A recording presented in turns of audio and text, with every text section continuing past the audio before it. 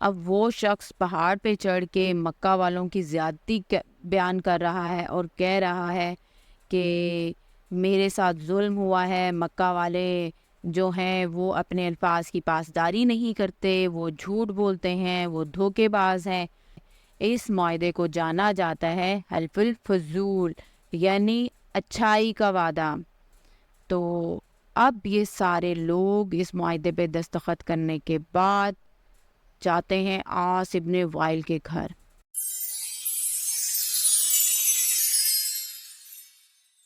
السلام علیکم، کیسے ہیں آپ سب لوگ؟ تو ہم جان رہے تھے نبی کریم صلی اللہ علیہ وآلہ وسلم کی زندگی میں ہونے والے اہم واقعات کے بارے میں۔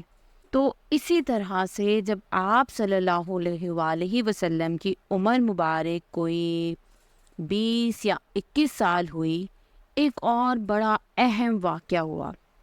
ہوتا کچھ یوں ہے کہ ایک یمن کا رہنے والا شخص تجارت کی غرض سے مکہ آیا ہوا تھا۔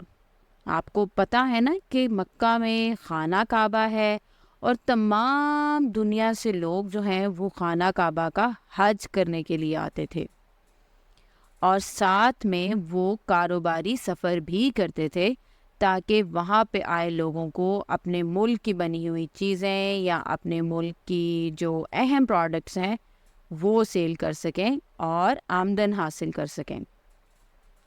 اسی طرح سے وہ شخص بھی مکہ آیا ہوتا ہے اور وہ اپنا کچھ سامان ایک قریشی یعنی مکہ کے رہنے والے کو بیچتا ہے، اور جو مکہ کا رہنے والا شخص ہوتا ہے، جو مکہ کے قبیلے کا بندہ ہوتا ہے، وہ کہتا ہے کہ میں تمہیں تمہاری رقم بعد میں ادا کروں گا، ابھی تم مجھے یہ سامان دے دو۔ وہ یمن کا رہنے والا شخص جو ہوتا ہے وہ کہتا ہے ٹھیک ہے، آپ میرے یہ والی جو چیزیں ہیں یہ خرید لیں مجھ سے اور مجھے رقم بعد میں ادا کر دیجیے گا۔ لیکن کیا ہوتا ہے، جب وہ شخص یعنی یمن کا رہنے والا شخص جو ہوتا ہے وہ اپنی رقم کا مطالبہ کرتا ہے بعد میں، تو مکہ کا رہنے والا شخص جو ہوتا ہے، جو قریشی ہوتا ہے، وہ مکر جاتا ہے۔ وہ کہتا ہے میں نے تو آپ کی کوئی رقم نہیں دینی اور نہ میں دوں گا، جو بھی کرنا ہے نا تم کر لو۔ اب یمنی جو ہوتا ہے اس کو بڑا دکھ ہوتا ہے کہ اتنی دور سے وہ تجارت کی غرض سے یہاں پہ آیا اپنے بچوں کے لیے روزی کمانے کے لیے، اور یہ شخص میری چیزیں بھی لے لی ہیں اور مجھے رقم بھی ادا نہیں کر رہا۔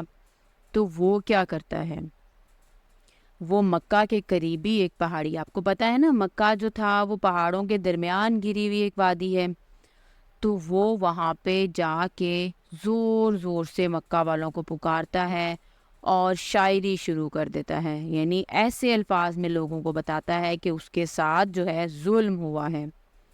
اب جو عرب لوگ تھے انہیں نا شاعری بہت زیادہ انسپائر کرتی تھی، وہ بہت زیادہ متاثر ہوتے تھے اچھے الفاظ سے۔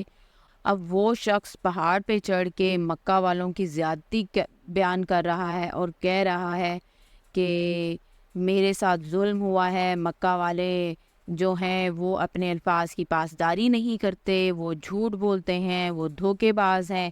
جب مکہ والے یہ سنتے ہیں تو انہیں بڑا اس چیز کا غصہ آتا ہے، کیونکہ عرب لوگ جو تھے وہ اپنی زبان کے بڑے پکے ہوتے تھے۔ اب جب وہ سب کو ہی یہ کہہ رہا ہے کہ تمام عرب جو ہے، تمام جو مکہ والے ہیں وہ دھوکے باز ہیں، اس طرح کے الفاظ استعمال کر رہا ہے، تو لوگ اس کو بلا کے پوچھتے ہیں کہ ہوا کیا ہے، معاملہ کیا ہے۔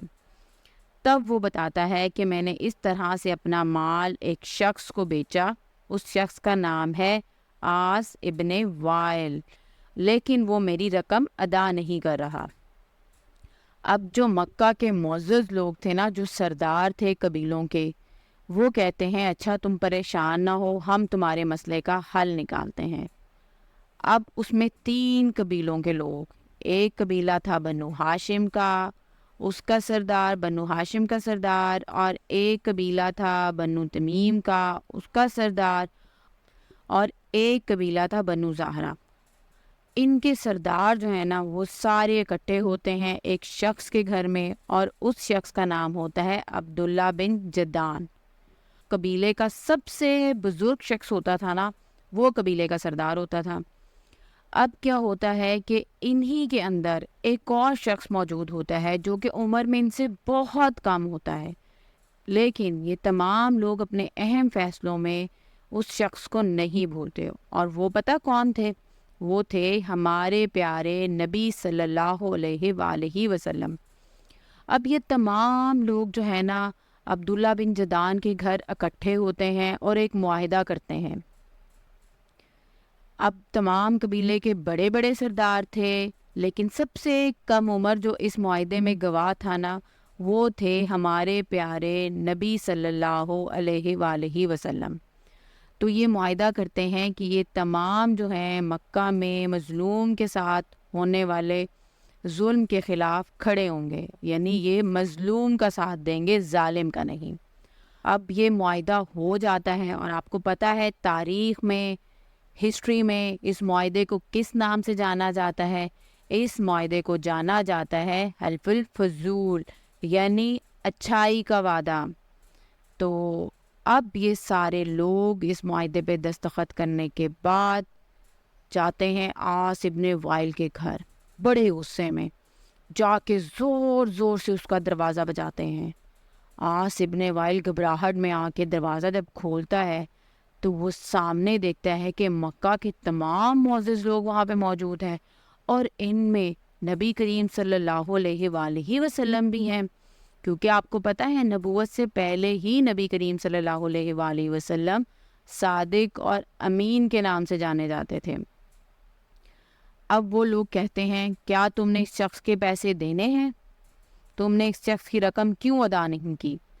تو وہ اس کے پاس اب کوئی چارہ ہی نہیں ہوتا، وہ اندر جاتا ہے، رقم لا کے اس شخص کو دے دیتا ہے۔ اس زمانے میں لوگ جو تھے وہ رقم جو تھی، جتنا بھی ان کا پیسہ ہوتا تھا وہ گھروں میں رکھتے تھے، کیونکہ اس وقت بینکس نہیں ہوتے تھے۔ پھر اس طرح سے اس معاہدے کی روح سے مکہ والے ہمیشہ مظلوم کا ساتھ دیتے تھے۔ اگر کوئی دوسرا جو عرب کے علاوہ یعنی مکہ کے علاوہ کوئی شخص وہاں پہ آ جاتا اور اس کے ساتھ زیادتی ہوتی تو یہ سب اس کا ساتھ دیتے۔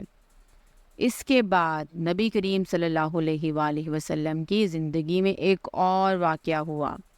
وہ واقعہ تھا خانہ کعبہ کی دوبارہ سے تعمیر۔ اس کے بارے میں آپ کو کل بتاؤں گی۔ اللہ حافظ۔